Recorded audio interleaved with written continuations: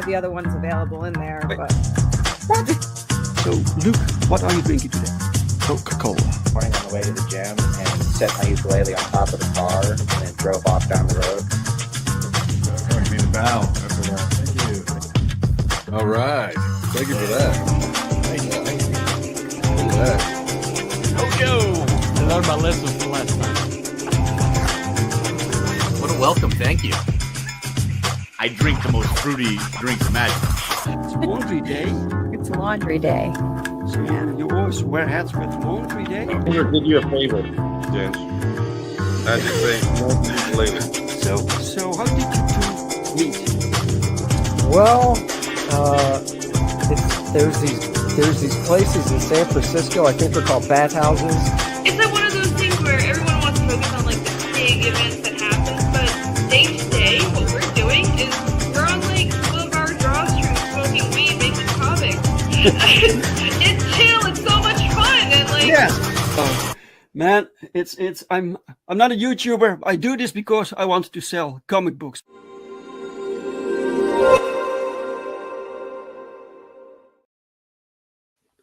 Bam! There we are, guys. Because it's Sunday. This means another episode of A Drink with Brink, where I talk with other indie creators about their hopes and their dreams and their lives, but also their books and their campaigns.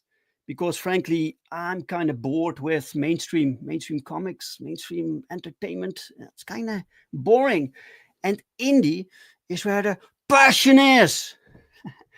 All right, guys. I hope you're all having a fantastic weekend. A nice Sunday, nice relaxed Sunday. Is your Sunday relaxed, guys? Mine is pretty relaxed. Although I did some writing because I have to write every day.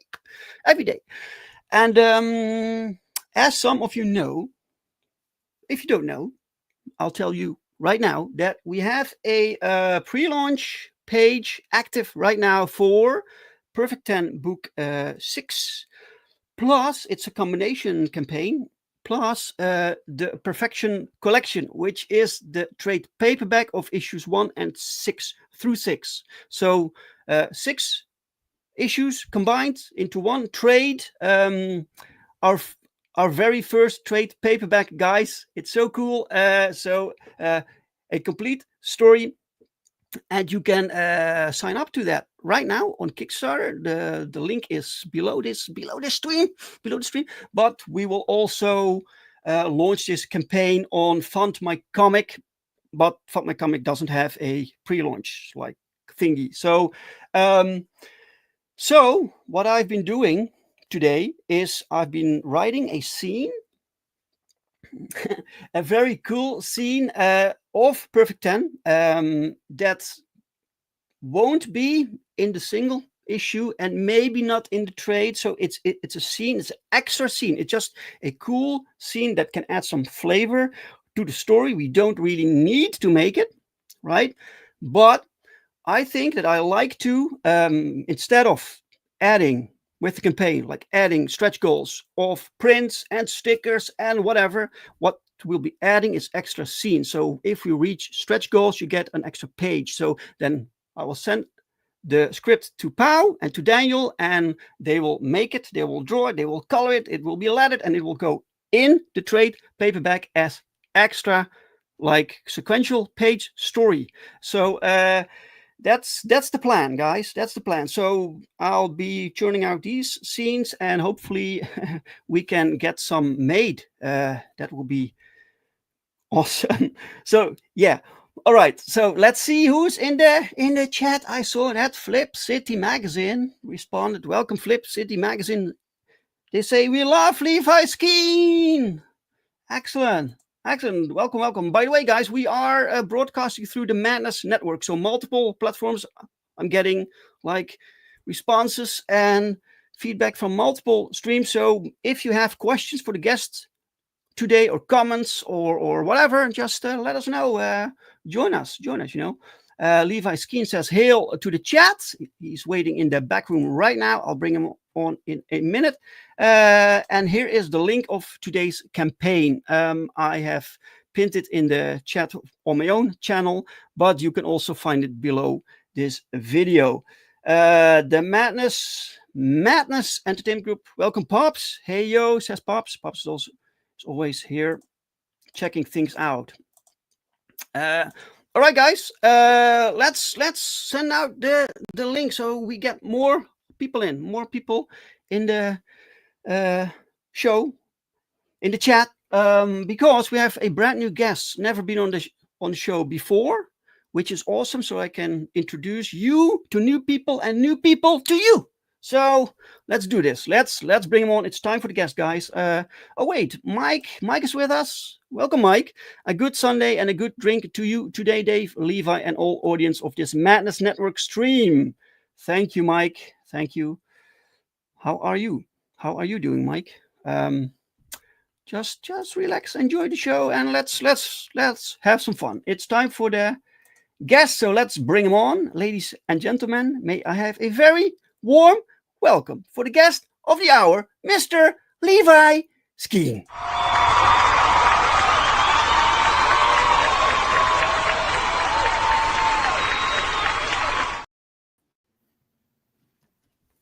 Yes. Yes. How's it going, Dave? I'm good, sir. How are you? I'm doing well. Oh, that's good. That's good to know. Mm-hmm. You have a fantastic name, by the way, Levi Skeen. That's like a comic book name. It sounds awesome. Yeah, it's perfect for my artist signature. I put the S onto the back of Levi, and so it says Levi's. Oh yeah, sure. Mm-hmm. The Skeen name is Scottish, and it comes from the Robertson clan. Saved one of the Bruces from a pack of wolves, and they did it by using. If you've ever seen the short blade in a traditional Scottish, they'll carry it in their sock. That's called a Skeen blade.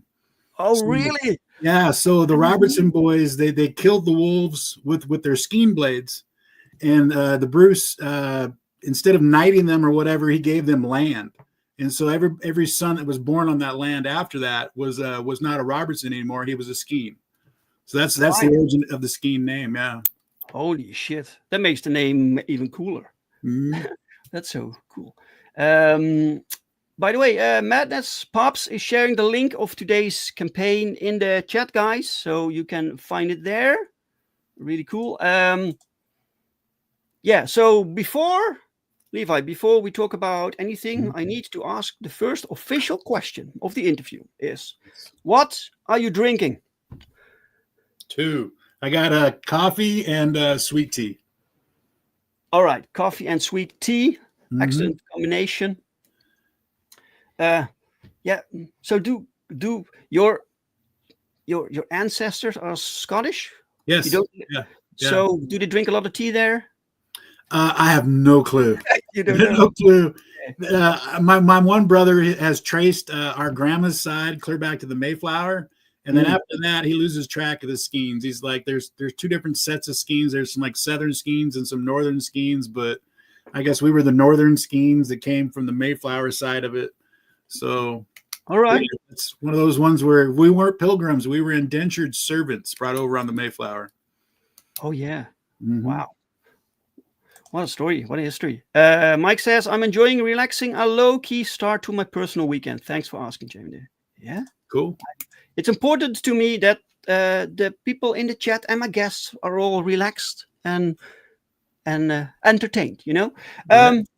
Levi, you are I'm just guessing here, you are a artist. Correct. Yes. You make comic books. Correct.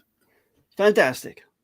All right. So how did that start? Where did your interest in comic books or drawing books come from? I was always kind of artistic growing up.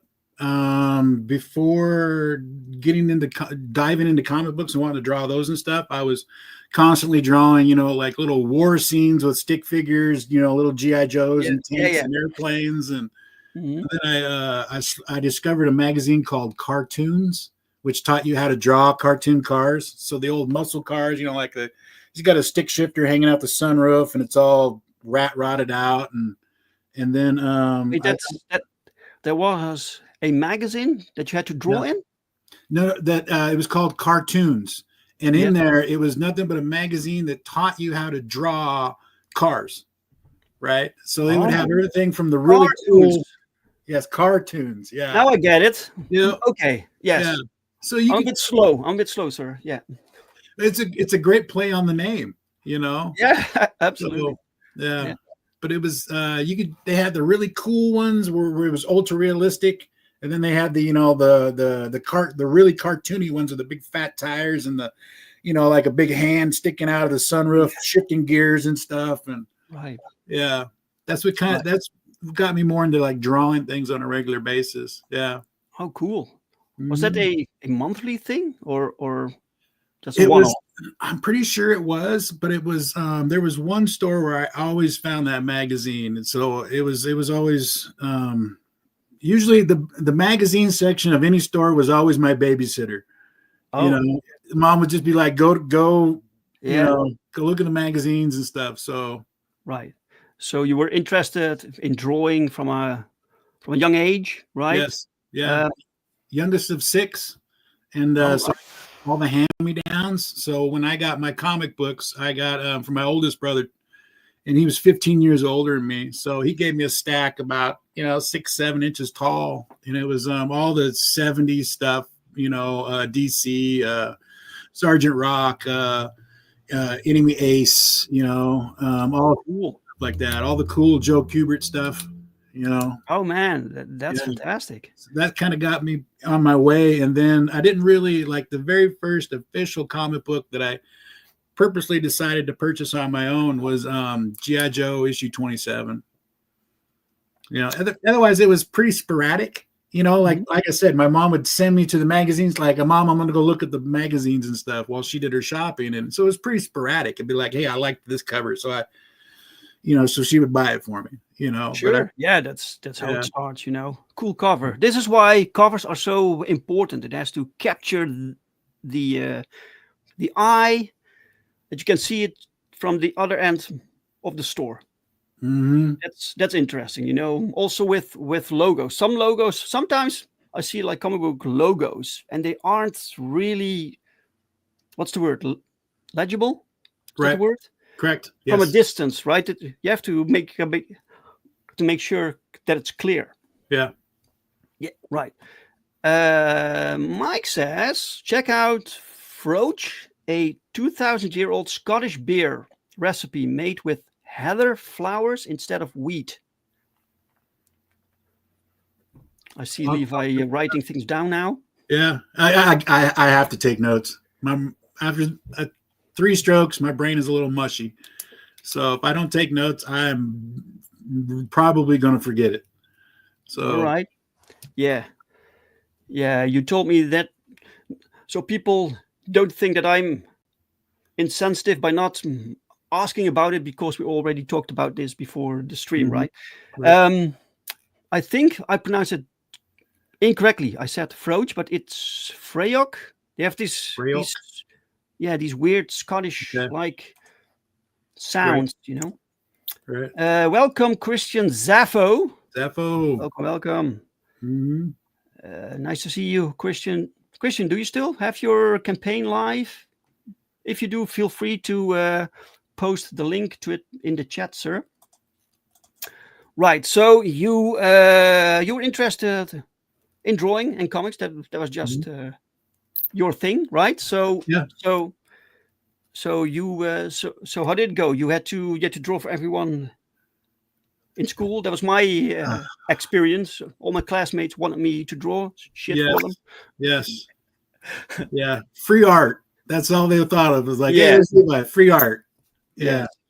Tell me something. So it seems like there's always one student in every grade, and so in elementary school, it was that way. It was like Levi, he's the guy that will draw stuff. And then once you got to junior high, you had all the different schools collected together.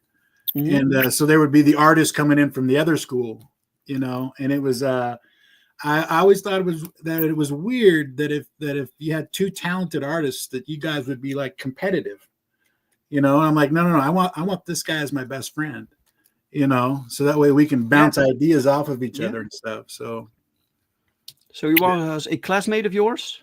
Yeah. The first one, Ed Cuddy was in junior high, was the first artist that came in from another school. You know, it's like, oh, wait a minute, Ed Cuddy's really good. You know, so I started hanging out with Ed Cuddy. Right. Do you still know him? You still hang out? Haven't in years, but we have talked. Yes. All right. Yeah. All right. Right. So you were. Did you know that you wanted to be that this was your thing going forward? No. You wanted to make this your job, your life? No, I didn't. It was my dad was in the Marines, and from the age of 8, I wanted to graduate, join the Marines, be an MP, military police, and then once I left the service, I wanted to go and be a police officer.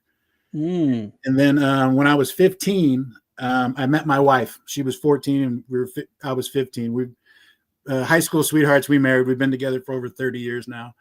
And within the first week, she asked me, she's like, "What do you want to do when you grow up?" You know, and I told her, I'm like, I'm going to join the Marines, be an MP, and become a police officer. And she says, "I don't think I can marry a cop."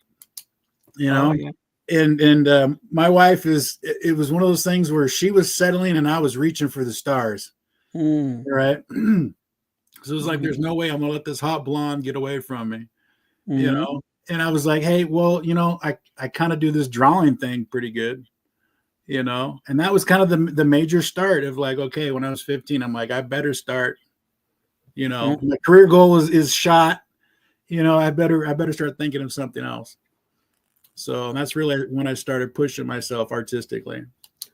Right. So does this mean that you actually made it your work? Is it your work right now? Or is it no, it's well, I am medically retired because of my strokes. So I guess you could say it is my job because I draw every day. Right. Sure. But yeah, as far as like publishing credits, yes, I've been published in the past. Let's see, unaccredited work. I was an assistant to a DC inker and Dark Horse inker. So Andy Owens was the inker on Buffy the Vampire Slayer. He was the inker for Scott McDaniel. So like Superman, Batman, Trinity. And then over at Dark Horse, it was Buffy the Vampire Slayer. And then there really wasn't much else, just DC. So I would assist him in work, and then I would have other jobs. I've been everything from a mechanic to a hot tar roofer, you know, trying to constantly go to conventions and do portfolio reviews and try and break in that way. But meanwhile, keeping a roof over the head, you know, wife, kids, and stuff like that. So of course, yep, it's very difficult to make it as a artist, right? Yeah. The fences around the comic book industry are tall, and once you find a crack in the door, that they seal it up real quick. There's no secondary person coming in that crack. Sure. You know, right? Yes, but even beyond those fences, you could go freelance, but that's difficult also, right? Correct.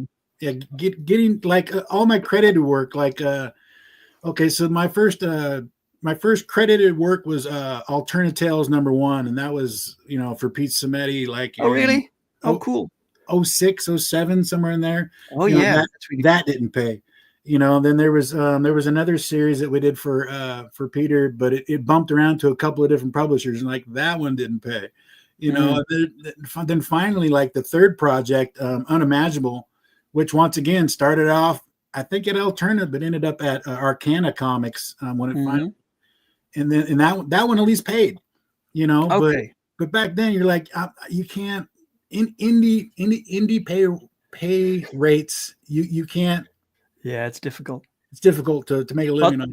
Do you mean that you was it 2006 to 2007 when you did that for Pete Cimetti? You were hired by him, or was it something you made and he published it for you?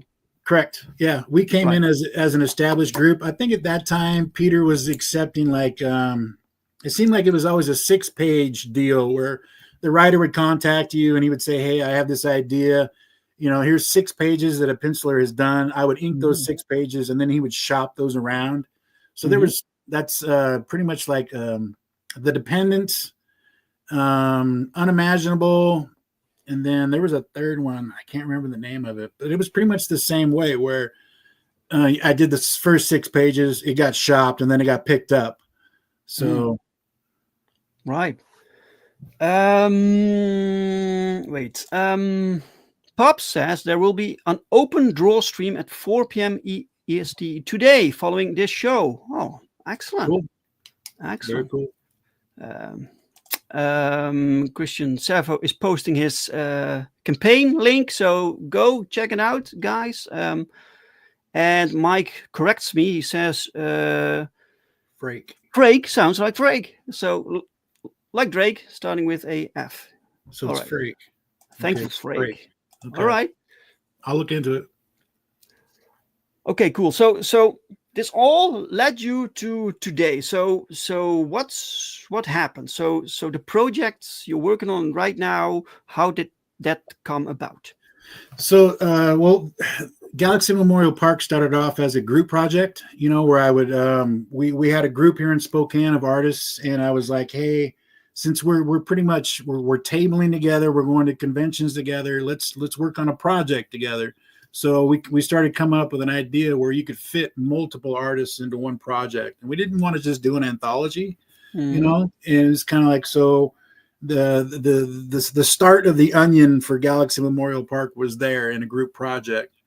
But otherwise, it's just kind of it was just an idea of about how it started, how this current project started. It started with a group of people that hang out. We all wanted to work on the same book together, so that way, if we were at a table, you could go right down the line and we could all sign the same book. We weren't really competing with each other. We're all in the same book, and it's just stuff like that. Just content to have at your table. And it was just one of those things where it's like, okay, so Galaxy Memorial Park is 13 chapters long, and JD, the writer, JD Gunter, he wrote the first chapter, and that chapter 1 is well over 10 years old. And then so life kind of happens, and we never really got it off the ground there. And then once I had my 3 strokes in 2017 of September, I had 3 strokes that blew out my vestibular. So I'm unhireable now because I get dizzy and I get vertigo and I really shouldn't drive and all this other good junk. And one of the things, they send you a physical therapist to your house to start seeing what's wrong with you, because all you get is a traumatic brain injury. That's the only thing they say. Bless you. Traumatic brain injury. And then they wait for symptoms to show up, and then they give you a diagnosis. And so the physical therapist, he had me doing all these brain exercises. And by December of that year, I'd done so many of those exercises, my brain had swelled. And so you can actually overwork like this, like lifting weights and stuff. You can overwork your brain to the point where it will swell. So holy shit. So I end up back in the hospital again. And they're like, yeah, okay, so what happened was you blew out your vestibular with your strokes. So now I have an official diagnosis.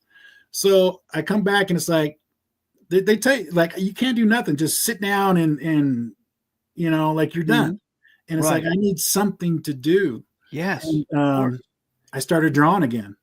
So let me backtrack just for a second. I had those strokes in 2017. In 2016, I left the industry completely. I was no longer looking for work. I was no longer accepting work. I'd spent the entire year before my stroke out of the industry, not even drawing anymore. So flash forward to when my brain swelled, I come home and I'm like, well, I need something to exercise the brain. And they're like, Art, try to go back to drawing again. So I went back to drawing again. And as usual, time on task, you usually get better at something. And my writer friend, JD, who lives here in town, he comes over and he's like, I gotta tell you something. Don't take this the wrong way. But he says, I think your strokes made you better. Right. So I'm like, okay, well, that's something positive. Yeah. Thank you. So, so I started drawing, and I'm like, so I started drawing more and more and more. And I got to the point where I was like, I came up with a couple of rules. Number one, finish. And Number two, do something every single day that you haven't done. So I made a whole list of like characters I hadn't drawn, pieces of artwork that I never finished, and I just blew through all of those. And JD would come over and visit me and talk to me, and he would see what I was working on. He's like, "Well, what do you want to do?" And I was like, "Let's get Galaxy Memorial going again." And so Jay took the next year, 2 years, and he wrote the next 12 chapters in it. So, and I say chapters, it's they're issue sized. So Sure, yeah. So these will be released in single issues also. No, it's all in a graphic novel form. Oh. We've whittled this down to like the volume 1 here is 68 pages, and it's chapters 1, 2, and 3. Right. So that's what we've done. We've split it up. It'll be 4 graphic novels. All of them. The first 2 are at 68 pages. I'm not quite sure on the page count for 3 and 4 because I'm currently penciling and inking volume 3. So so volume 2 is it's already, it just nees lettered. The artwork is done. Did you also draw the very first episode 10 years ago? Yes. So cool. Instead of the idea is to have a main story where you have Galaxy Memorial Park, which is basically Arlington Cemetery for superheroes.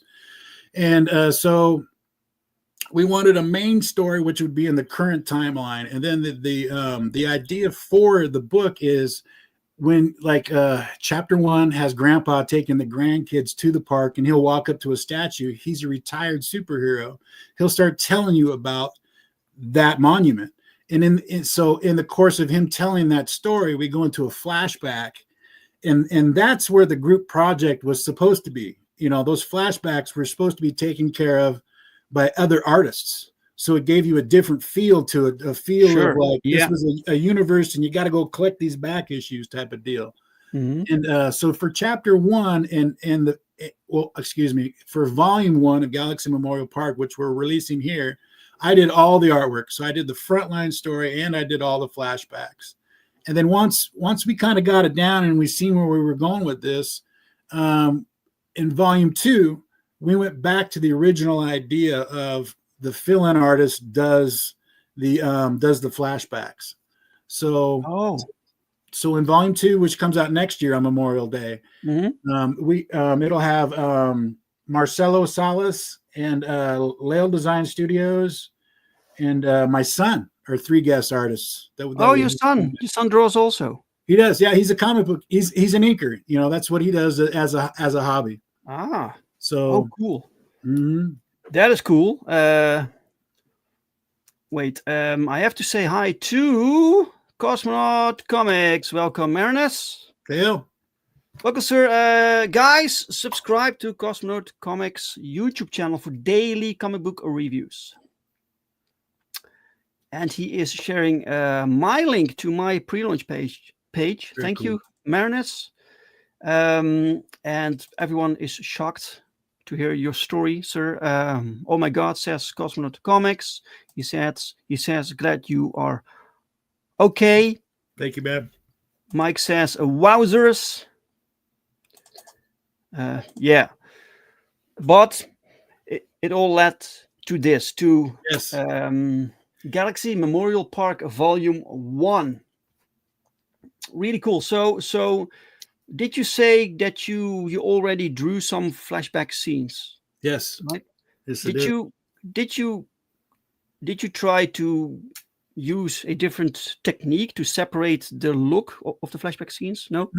Not really. Because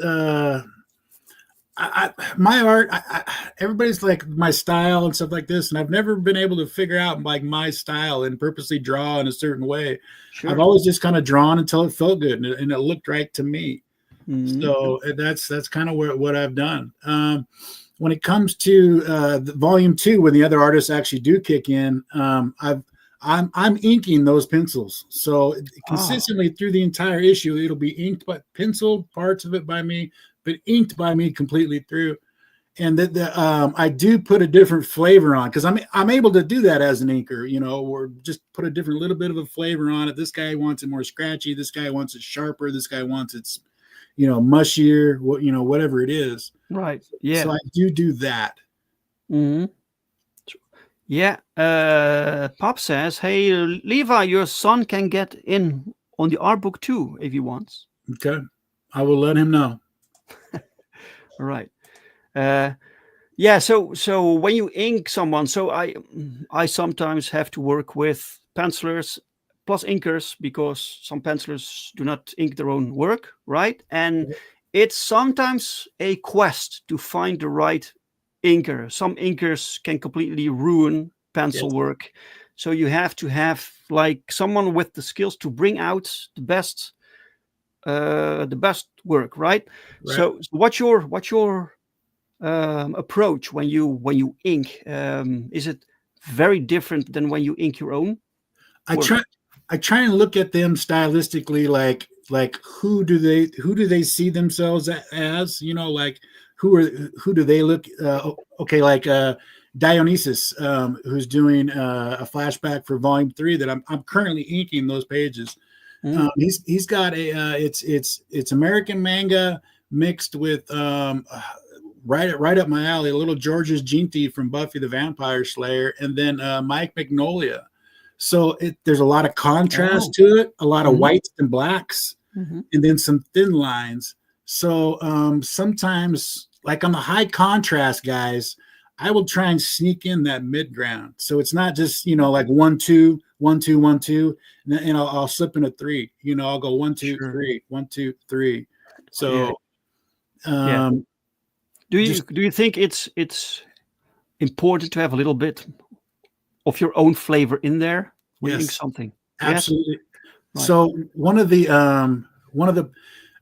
so I was Emerald City Comic Con for like 15 years straight, and there were some editors where when it went from the point of they wouldn't accept my drop-offs, you know, meaning like here's my contact information, you know, during a portfolio review, and all the way to the point where I walk past them and just hand them my card. So I've seen the whole spectrum of stuff. And one of the best comments, Bob Schreck, he did the Batman books with Jim Lee, Frank Miller, stuff like that. He was the editor on those. And the best comment I got from him in a critique was human photocopier, right? He's like, Levi, you're nothing but a human photocopier right now. And it wasn't until, you know, that critique right there where it clicked in, like, I don't just need you to photocopy these pencils. I need you to add a little bit of flavor to it. Add a little bit more. So, but yeah, Bob Schreck was one of my favorite critiques to get. Yeah. Oh yeah, that's good feedback. You know, sometimes you need honest feedback for things to make sense, that you suddenly get it, right? Yeah. All right, your campaign on FundMyComic. First off, why did you guys go for FundMyComic instead of Kickstarter or? Well, like I said, I had kind of sort of retired a little bit, and we had to kind of find our way back into the industry a little bit. And in the course of doing that, we come across, you know, of course, all the, you know, the crowdfunding and stuff like that. And then we see the shadow banning that's going on. And then we weren't really, I was still drawn, and we weren't really sure what we were going to do with this. And it wasn't until spring of 22, something like that Luke Stone launched FundMyComic. And I think we discovered him like a couple months later. And once we kind of got it down, like what Luke was about, and it was like, okay, this is one of those places where I'm very stubborn. Like I will absolutely refuse to do certain things. And one of them is give my money to somebody that I don't think has my best interest at hand, you know? Yeah. And Kickstarter and Indiegogo both felt that way to me. And FundMyComic came along, and we're like, okay, we found an avenue for releasing our project, or at least crowdfunding it. Yeah. So that's absolutely. FundMyComic is a platform made for creators by creators. So basically has everything you need to present your campaign, and you will, for those who don't know, you will keep most of the funds, because the other platforms, they have ridiculous fees, right? Yeah. Yeah. This I think it's still at 1%. That's crazy. Yeah. I don't know how they do it, how they manage, but Well, it's fantastic. Well, the one thing when I was, you know how you get the friends and family bump right at the beginning of your campaign and stuff. The one thing that I really pushed with them was the fact that Luke is a good guy. It's a great website, and the tipping on there is ultra important. You know, so that's what I really pushed. Like, tip this website; they deserve it. Yes. Plus, when you tip a campaign, it will be bumped up to the top also. So it's not just for the platform, but also to help the creator out. Right. All right. Shall we watch the trailer, sir? Yes, please. All right. If you don't have sound, let me know. In the heart of a major city, in a place raised to honor Earth's past protectors, the world will again learn, sometimes superpowered intrigue doesn't stop at the grave. Galaxy Memorial Park, Volume 1. Crowdfunding now on FundMyComic. All right. So I said the quick elevator pitch earlier, which is Arlington Cemetery for Superheroes. And then JD wrote the elevator pitch for Galaxy Memorial Park is a memorial cemetery for superheroes from across the decades and around the world. It's the final resting place for those who gave their lives to save others. But super-powered intrigue does not stop at the grave. Though the park is well protected, malicious minds are planning evil through the memories of heroes long gone. Okay. I'm fascinated already. This is a original concept, but it also makes sense in a world of superheroes that you have a particular place where these heroes can be remembered, right? Right. Yeah, really good concept. What we have is a what we call is the Watchmen protocols inside the park, where if Peter Parker died, you know, he'd want Mary Jane to be able to visit his memorial and not be harassed by the Green Goblin. So the park knows you by your fruits. So no evil shall happen inside the park. And in chapter 1, when Grandpa takes his 2 grandkids to the park, he loses one of the grandkids. So that's kind of sort of your first indication that something is amiss inside the park and the protocols are down. Okay. Yeah, this sounds like a huge undertaking, because you have to know secret identities also without spilling them, right? So it's a complete thing. Yeah, right. JD would come over and we pretty much wrote a Bible before we got started on this. We created over 100 characters just to kill them, you know, or keep some alive, and you know, and we would know all the backstories on all of them. And wow, yeah, this concept is really fascinating. Mike says, "You shall not pass." Yes. We've talked about things inside for me and JD where, if you remember, there's a scene inside of the movie Demolition Man where somebody graffitis up the side of a park wall, and all of a sudden these robot arms come out and scrub the wall clean, and we joke around like, that's inside the park too. You know? Oh yeah. Yes. Right. So first off, congratulations with thank you. Reaching the goal. You have 125% of your goal met. That's fantastic. 22 backers raised in 2 months. So this is now basically some sort of storefront. Yes. Basically. It's so the file for volume 1 here is 68 pages. The file is done and just sitting there waiting to be sent to the printer. And we have Critical Blast is going to do fulfillment. Oh yeah. And we would I don't want to guarantee it, but I would love to have this book in your hands by November. Oh, sure. Yeah. Sure. So how many pages do you still have to produce? And for volume 1, none. It's all done. It's penciled, it's inked, it's gray tone, it's lettered, it's together.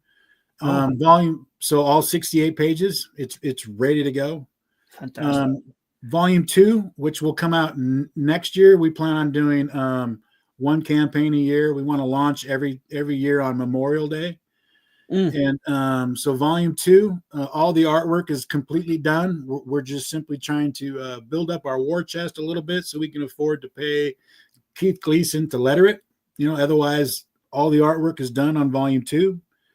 I'm currently in the process of, I am 2/3 of the way done on volume 3. And that's the only reason I don't know the length of volume 3 is because I haven't penciled chapter 9 yet. So we have 7 and 8 are done. I'm inking 7. My son is inking 8. And then I got to go back to once I'm done inking 7, I'll go back to penciling. I'll pencil volume or chapter 9. So wow, a lot of work. It's going to be close to 300 pages by the time it's done. That's impressive, sir. Mike says he doesn't know how to use the 3 seashells. Yes. Do you have a theory about the seashells, Levi? No. I can only imagine, like, they better be some pretty big seashells, otherwise your hands are going to get dirty. I don't want to know. So this cover, by the way, is based on a classic Burton cover. Is that correct? Correct. Yes. Nice. Yeah. So all 4 volumes are going to have a homage cover to it because this really is a love letter to the industry. It is. There are things in there where we go to, like I told you about the group project, and we wouldn't specifically go, okay, you have to draw this, you have to draw that. We literally went to these other artists and we went, what do you want to draw? What's the one project that you would want to do? And then we purposely fit those artists into those flashbacks. So, so yeah, it's definitely like the homage on volume 2 is going to be Secret Wars issue 8. So, all right. Yeah. Okay. Interesting. Right. So you can read what it is, and you already explained us. So here we have, is this page 1? Yeah. Page 1. This is page 1 from chapter 1. So this is Grandpa, the retired superhero, taking his grandkids into the park. And this is kind of in the line of so Grandpa was a superhero. His son was a superhero. His son married and had kids, and then his son passed away. So his daughter-in-law really doesn't want him taking the grandkids to the park, because she doesn't want the kids to grow up in the business. So he's really not supposed to have them there, but they talk him into it anyway, and then he loses one. So okay. So he loses one he's just gone, or do we see what happens, or is that a mystery? You will see what happens for sure. Yes. Okay. Yep. All right. So this is, I'm guessing this is traditional art. Yes. Right? Yeah. I was going back to the whole stroke thing and just trying to make myself happy. There were certain things that I'd never tried before, and there's certain things that, like for instance, chapters 1 and 2 are both done with Copics. And it wasn't until I started scanning stuff in again that I realized maybe the Copics wasn't the best way to go. So like chapter 3 and from here on out, I digitally did the gray tones and matched it up and did digital gray tones on it instead. So, but other than that, yeah, it's all traditional besides the gray tones. Okay, so also on these pages, you did these with Copics first, and later on you added digital. Yes. No. So this one is all. I'm pretty sure every single page that's on the campaign here is going to be all the traditional look to it, because I think the JD set up the campaign, and I think he just gave you a couple pages. No, wait, he did do. If you scroll down a little bit, there is pages from all 3 chapters, and you're like, that's right there. That is the digital. Oh yeah, you can see the difference. Yes, you can clearly see the difference now. Right. Yes. Okay, so it's all drawn digital, and then you went over it with gray tones. Traditional. Then you went over digital. Gray tones. Yes. Okay, cool. So you get a script. It's really interesting to me. So, for instance, this page, you get a script. How does the script tell you what to draw? Does JD leave it to you how you break down the scene, or is he very particular with the panels? We have we've got a great working relationship. We've known each other for like 30 years. So if there's something that I don't want to draw, I might tweak it, you know. If there's something he really specifically wants done, I'll make sure to have it in there. So it's basically, you know, I think this one is 1, 2, 3, 4, 5. So he'd say, you know, he'd break down each panel and he would say, you know, close up of Silverbug's eyes, you know, so, and he would explain what she's thinking at this point in time or what she's saying. And then he would basically say, you know, like, you know, for the flashback panels, he would say, you know, flashback, you know, Silverbug in a heroic pose or something like that in the city. Because right here, she's explaining to U.S. Arrow why she retired. All right. Mm-hmm. Okay. So, this is the flashback, and here she talks. Right. Yeah. So she's sitting down on a park bench talking to another hero right here, and she's simply, you know, thinking back to like the adventures that she went on, and it just got too much for her being, you know, you try and be a superhero and a soccer mom at the same time. Oh yeah, you know, it's like, and have a job, you know. So there's a very like realistic angle to the superhero genre. Yes, yeah. So when the park, so a lot of these people, a lot of these heroes are dealing with PTSD, where it's there was only 3 survivors of the destruction of the park. So basically picture it like Central Park in Manhattan, if like a nuclear bomb went off inside the park. And that's where the battle was, you know, with all the heroes, and a majority of them all died in that explosion. And then now we're 10 years later, and the park has been rebuilt as a monument to superheroes. So, you know, she's basically, you know, she's our happy-go-lucky Spider Girl. And you're seeing her pretty much not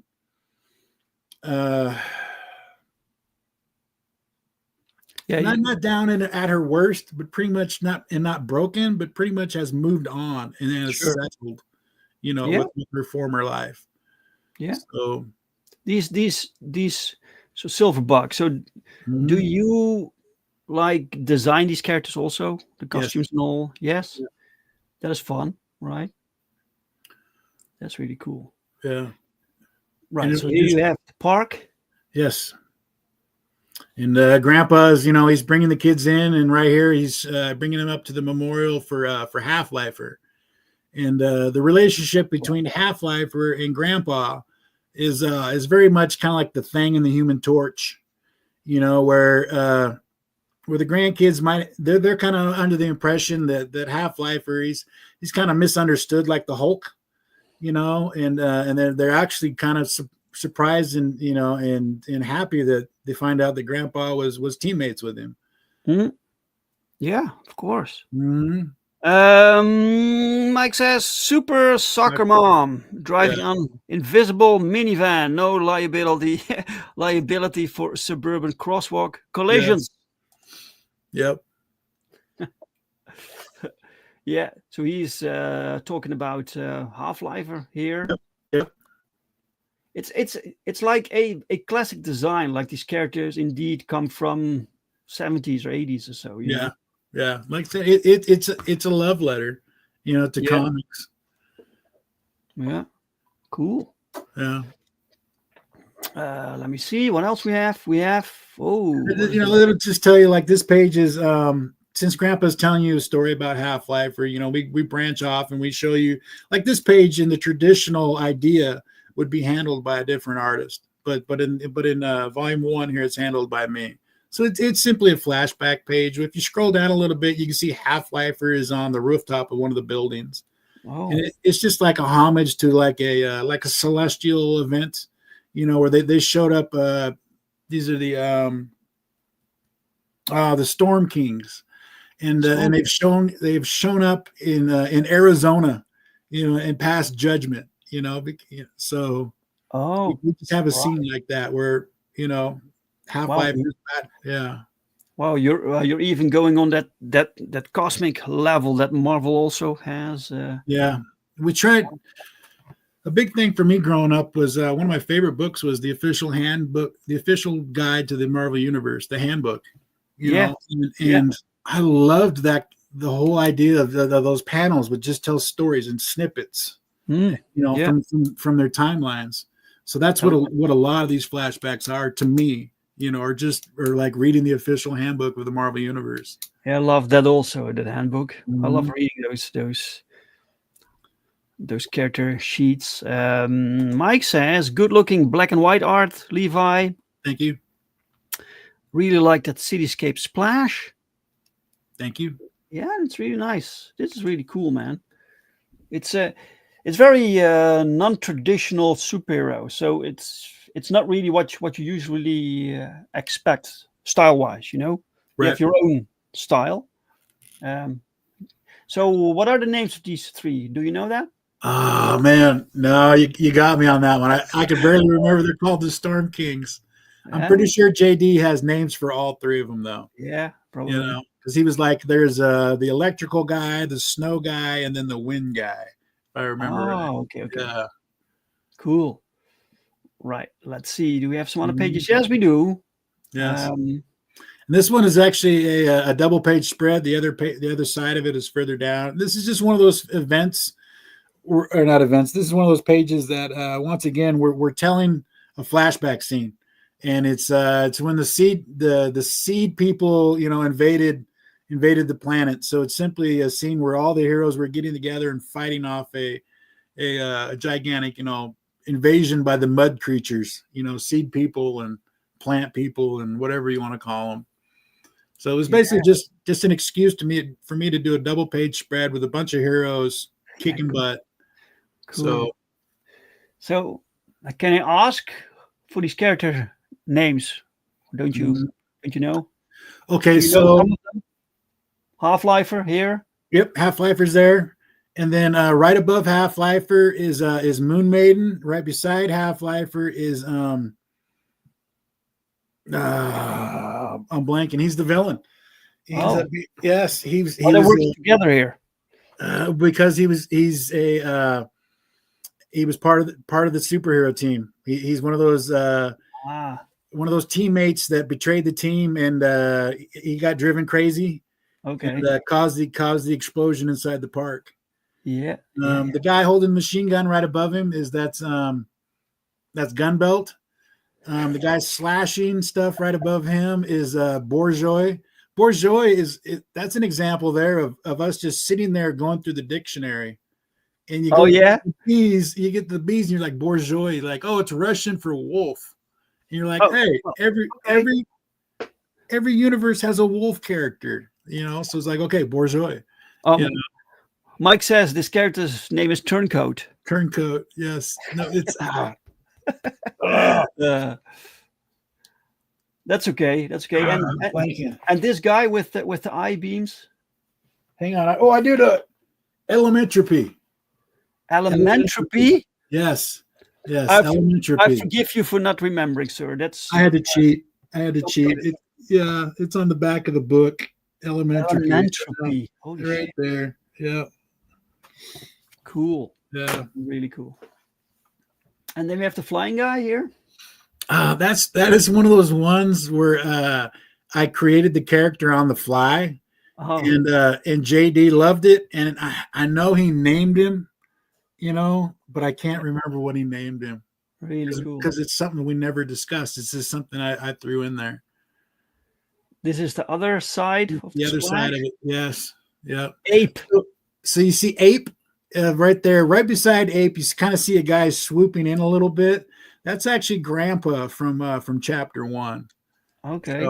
So he's he was at this event, and then you have so down at the bottom you have Giru, which is there's another character. See, there's another character I just slipped into the I can't remember him either.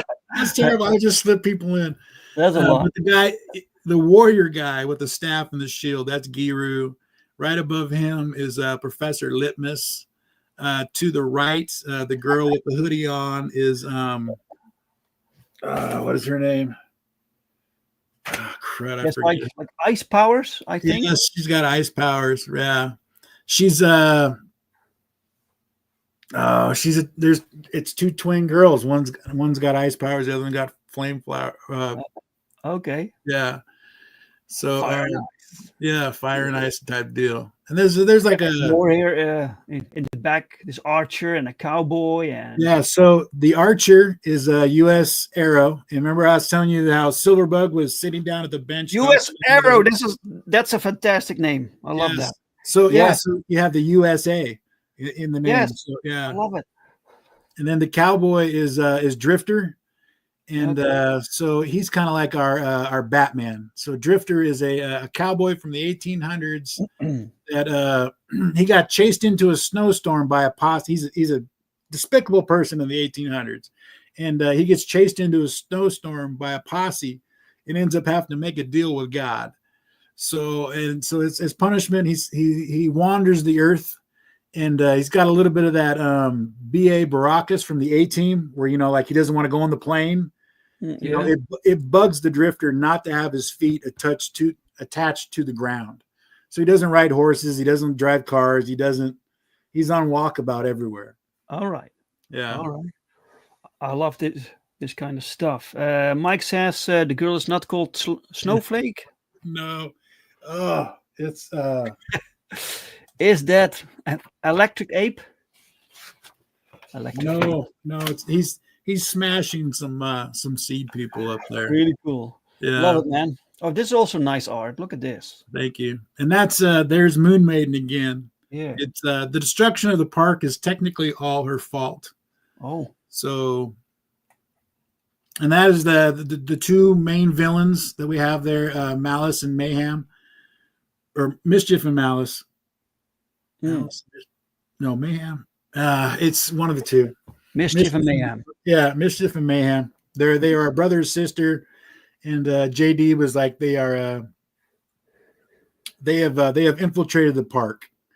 So they are the main reason that the protocols are down. And what they are there to do is they are there to send a seed they're going to try and convince the world that Moon Maiden is still alive.